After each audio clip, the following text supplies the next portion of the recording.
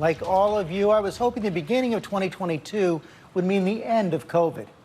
But we start this third year of the pandemic with record numbers of new cases, rising hospitalizations, a cascade of flight cancellations, and strains on essential services.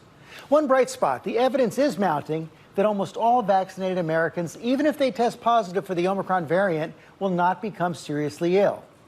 But millions of us are now heading back to work and school after the holiday break with new questions about what's to come. So we welcome back the President's Chief Medical Advisor, Dr. Anthony Fauci. Happy New Year, Dr. Fauci. Thank you for joining us again. Thank you. Help us make sense of all this new information coming in on Omicron. What's your key message on where things stand right now? Well, we are definitely in the middle of a very severe surge and uptick in cases. If you look at the uptick, it is actually almost a vertical increase. We're now at an average of about 400,000 cases per day. Hospitalizations are up. One of the things that we hope for, George, is that this thing will peak after a period of a few weeks and turn around. We've seen that happen in South Africa, where they had a major surge, but as quickly as the surge went up, it turned around. We can help that a lot by the things we talk about all along. You know, vaccinations, if you're vaccinated, get boosted, careful and prudent, wearing masks in indoor settings. Those are the kind of things that do help to blunt even a surge as pronounced as the Omicron surge. But there's no doubt about it. The acceleration of cases that we've seen is really unprecedented, gone well beyond anything we've seen before. It's gone beyond anything we've seen before. That's the transmissibility problem. But what about the evidence that Omicron leads to less serious infection, less serious illness?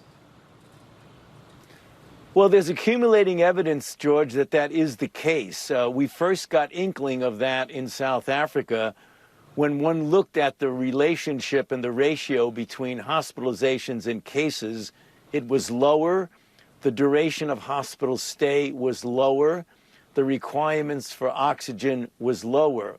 We're seeing a bit of that, not as pronounced in the UK, but certainly that trend. And if you look here at the United States, we don't want to get complacent at all, and you don't want to jump to a positive conclusion because it's still early. But given the large number of cases, we have not seen a concomitant increase in the relative percentage of hospitalizations. But again, hospitalizations are often late lagging indicators. But I still believe that there is indication, even in some animal studies that have been done, George, where they did particular animal models that might reflect what's going on. And the virus does seem to have a lower intrinsic pathogenicity to it. We're hoping that's the case. But having said that, George, I want to say one thing. We've got to be careful about that, because even if you have a less of a percentage of severity, when you have multifold more people getting infected, the net amount is you're still going to get a lot of people that are going to be needing hospitalization. And that's the reason why we're concerned about stressing and straining the hospital system. That is the huge concern right now. But are we heading to the point where we should be focusing less on the daily caseload? You know, particularly, the answer is overall yes, George. And this is particularly relevant if you're having an infection that is much more asymptomatic and minimally symptomatic, particularly in people who are vaccinated and boosted. The real bottom line that you want to be concerned about is, are we getting protected by the vaccines from severe disease leading to hospitalization? I'm still very concerned about the tens of millions of people who are not vaccinated at all, because even though many of them are going to get asymptomatic and mildly symptomatic, a fair number of them are going to get severe disease. But in direct answer to your question, as you get further on and the infections become less severe, it is much more relevant to focus on the hospitalizations as opposed to the total number of cases. Most schools are set to open tomorrow after the holiday break. Are you confident that's the right call? I believe it is, George. You know, when we've done the balance so many times over the last year, about the deleterious effects of keeping children out of in physical presence in the school. And it's very clear that there are some really serious effects about that. If you look at the safety of children with regard to infection, we have most of the teachers, overwhelming majority of them are vaccinated. We now can vaccinate children from 5 years of age and older. I plead with parents to please seriously consider vaccinating your children, wearing masks in the school setting, doing test to stay approaches when children get infected. I think all of those things put together, it's safe enough to get those kids back to school, balanced against the deleterious effects of keeping them out.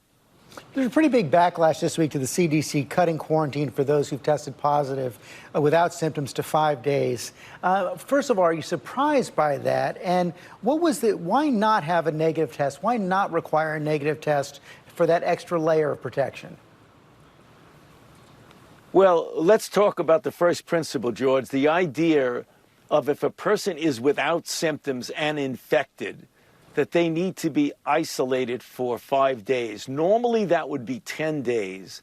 The CDC decided that they would cut that down to 5 days if the person remains asymptomatic, so long as when they do go out in the second 5 days of that 10-day period, back to work or back into society, that they diligently wear a mask.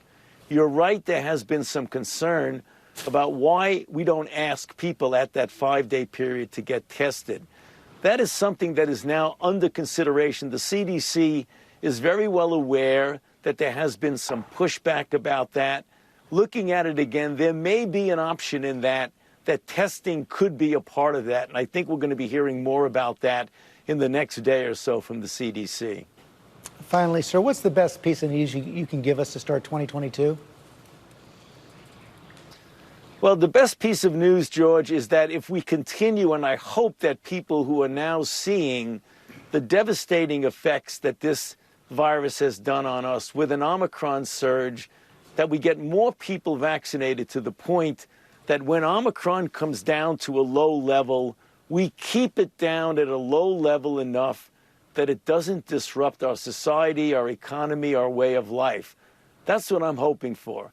I hope that as we get into February and March and such, that we will be at that level of control. That's not a prediction, George, because it's dangerous to predict. I'm just telling you what I hope we can do, because I believe we can do it if we do all the things available for us. Again, get vaccinated if you're not vaccinated, and get boosted if you are vaccinated. Dr. Fauci, thanks as always for your time and your information. Thank you, George. Thank you for having me.